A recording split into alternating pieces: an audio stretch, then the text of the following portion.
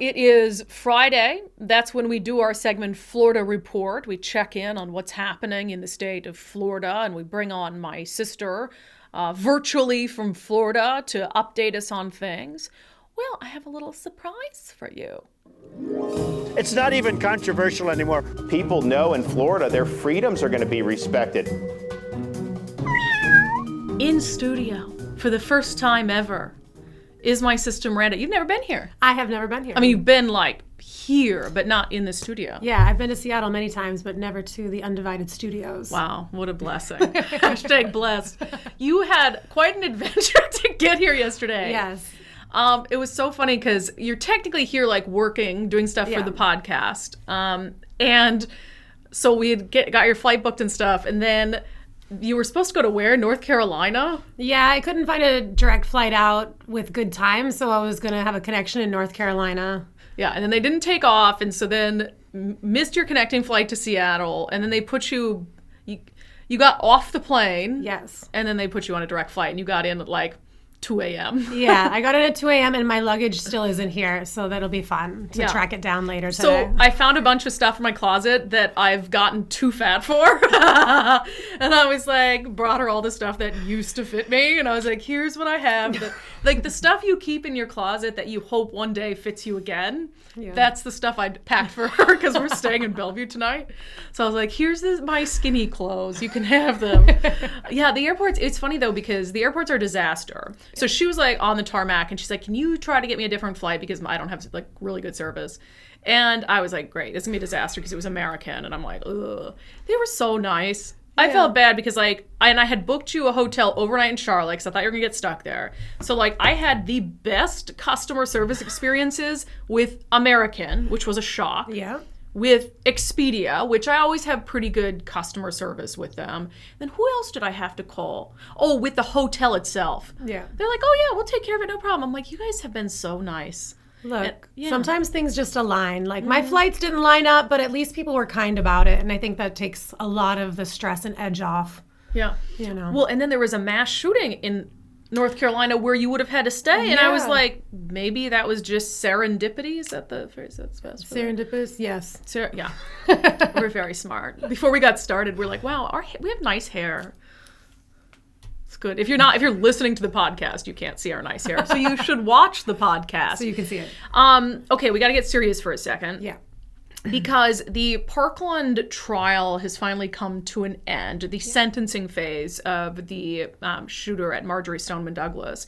And it just feels like these things drag on so long because it's been how many years since this happened? Valentine's Day 2018. So yeah, it's been a while. Almost 4 years, yeah. I'm not sure how much the pandemic played into slowing down that trial at all. But that's true. That could definitely be a reason why it did take so long to get here. So ultimately, the jury did not sentence him to death. No. Which I know is kind of a controversial thing. And in Florida, in our state, our death penalty has not been used for a long time. So it doesn't even make sense at this point to even have it as an option. Yeah. But in Florida, that's not the case. That's not the case. So what was the split of the jury? From what I have read, there's 3 jurors that did not go for death penalty. Mm-hmm. So that puts him life in prison without possibility of parole, which, I think death penalty is always a very arguable thing. I think there's a lot of people that are always split on that no matter what state you're in. But from a lot of the videos and the footage and the statements that I've seen of families, the families don't seem to be too happy with that and don't really consider it to be real true justice that he gets to spend the rest of his life in prison. Yeah, and I know, and having covered crime and justice for a big chunk of my career, there's always a split among victims because some of them want them to suffer every day in prison and have every day thinking about what they've done, and the other ones just want them gone.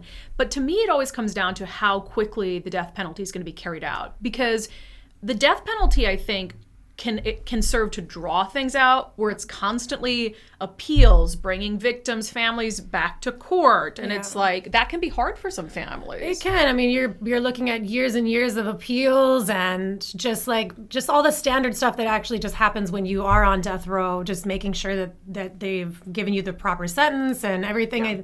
You're right. I think it just it can drag things out for a very long time and keep it as like a constant conversation at the top of the pile rather than just letting him go out of sight, out of mind for life and, for life in prison and that's it. Yeah. So it's sad. It's really like tough. The trial was really difficult to, watch some of it and hear people's opinions on it because it is very close to Miami. It's like about 30 minutes north of Miami.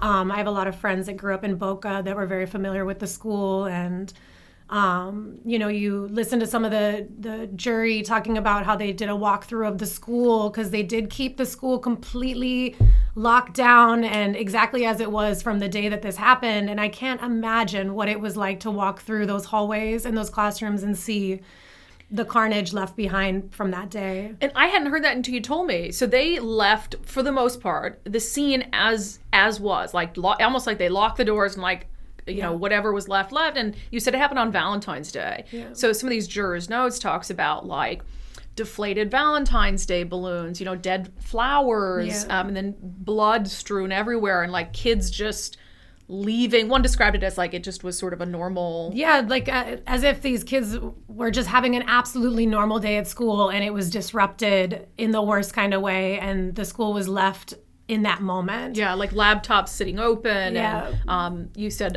cans of soda that were open but like turned to sludge because they had been there for so long. Yeah, there's a few jury notes that were released for the public to read and they're really difficult to read. And so I can't imagine physically seeing that. Yeah, it takes a brave person to commit to jury duty. I know there's a lot of people who go there and they try to do what they can to get out of it. And I mean, if you go in there and you sit and you know that this is the trial that they want you for, I mean, that changes your life forever. The things you saw, like seeing, these like years old blood stains everywhere. And I mean, especially if you're a parent sitting on the jury, I can't even imagine. I really can't imagine. And just like carrying that emotional toll of that trial for the rest of your life regardless has got to be very difficult for the jurors, and they have to live like a very like quiet kind of life after trials, and I don't know, I just hope everybody involved in the situation gets, help and whatever they might need to move forward, even if this guy just sits in prison for the rest of his life. There's a lot of healing that still happens, even after the trial, maybe even more so. Yeah, and hopefully the media will leave the jurors alone, because I know that after the Derek Chauvin trial in the murder of George Floyd, remember there was some media who were like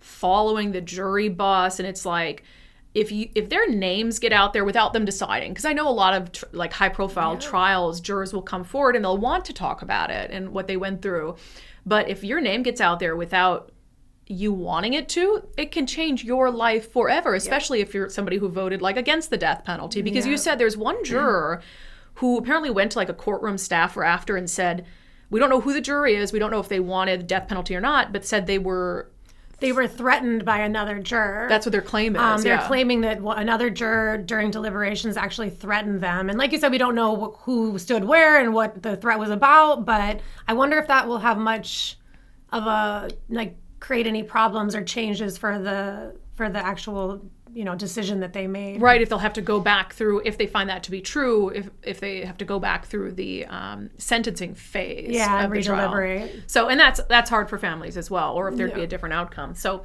all right, well, that's a sad one, but I mean, it's got to happen for the families, and I can't even imagine. Yeah, so. I hope it brings a little bit of closure. I know for the whole state was kind of, when this trial started, was just ready for it to be over and kind of close this chapter as much as possible, so that the families can just begin to heal. And I wonder what they'll do with the school now that the trial's over. I'm assuming they will level it, knock it down, and do a memorial or something for those kids. But yeah.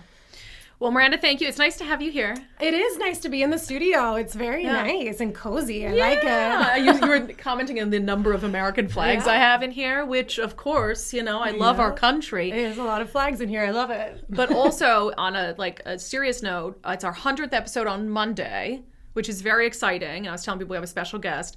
But I'm so grateful for everything you've done to support this effort behind the scenes, because you were there from the beginning, like, I'm gonna quit my job, and you were like helping, you were working on the show, you were attending meetings with the Patreon people with me, and so I appreciate you. Oh, a little hug from my sister. Thank you for supporting I'm very proud me. of you. I've loved the whole concept, the movement, giving Common Sense a comeback. Yeah. I'm really proud that my sister is the one helping do that because The only one. I'm doing it alone. she's the only one. No, it's been really fun being a part of it, and even like getting to know a few of your like subscribers and followers from me being part of the podcast has been really cool. So I look forward to another 100 episodes. I know, another 100 plus some. All right, that has been today's special edition of Florida Report. It's not even controversial anymore. People know in Florida their freedoms are going to be respected. If you've not become a subscriber to Undivided already, there are 2 ways you can do that, and it's as little as $5 a month. So if you think that what we're doing is important, if you find value in it, if you appreciate what we're doing to hold elected leaders accountable and to look at things through the lens of common sense, I would appreciate it if you'd become a paid subscriber to the show. That's how we're funded. This is a people-powered podcast, and you can do it for just $5 a month at patreon.com/undivided. That's patreon.com/undivided. Or you can become a contributor on my locals community, brandikruse.locals.com. Undivided is presented by our founding sponsor, 1530 Mortgage. Visit them at 1530mortgage.com.